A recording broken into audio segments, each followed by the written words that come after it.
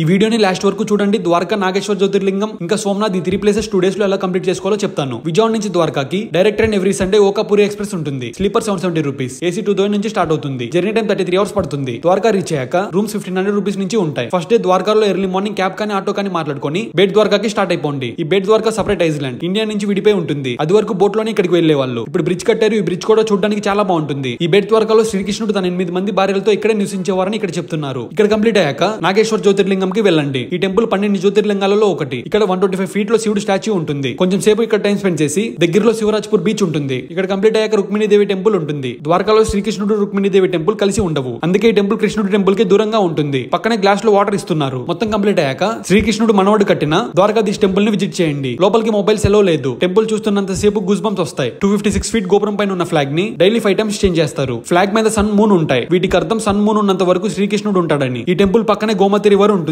ఇక్కడ సముద్రం నైట్ అయితే వెనక్కి వెళ్తుందంట. ఇక్కడ కంప్లీట్ అయ్యాక నైట్ 8:50 కి డైలీ సోమనాథ్ వెళ్ళడానికి ద్వారకా నుంచి ద్వారకా సోమనాథ్ ఎక్స్ప్రెస్ ఉంటుంది. ఈ ట్రైన్ విరావల్లో డ్రాప్ చేస్తుంది. ఇక్కడ నుంచి డే 2 లో స్టేషన్ నుంచి టెంపుల్ దగ్గరికి ఆటో బుక్ చేసుకోండి. ఈ సోమనాథ్ టెంపుల్ చాలా సార్లు రీబుల్ చేశారు. చూడడానికి అయితే చాలా బాగుంటుంది. 12 జ్యోతిర్లింగాల్లో మొదటిది. మాక్సిమం టైం ఇక్కడే స్పెండ్ చేయండి. ప్రసాదం కూడా బాగుంటుంది. పక్కనే బీచ్ ఉంటుంది. బీచ్ ఒడ్డున ఇలా శివలింగాలకి పాలు ఇంకా పూలతో అభిషేకం చేయొచ్చు. ఇక్కడ మొత్తం కంప్లీట్ అయ్యాక సోమనాథ్ నుంచి విజయవాడకి డైరెక్ట్ ట్రైన్స్ లేవు. నియరెస్ట్ జంక్షన్ కి వచ్చి అక్కడ నుంచి return back to Vijayawada check చేసుకుని ట్రావెల్ చేయండి.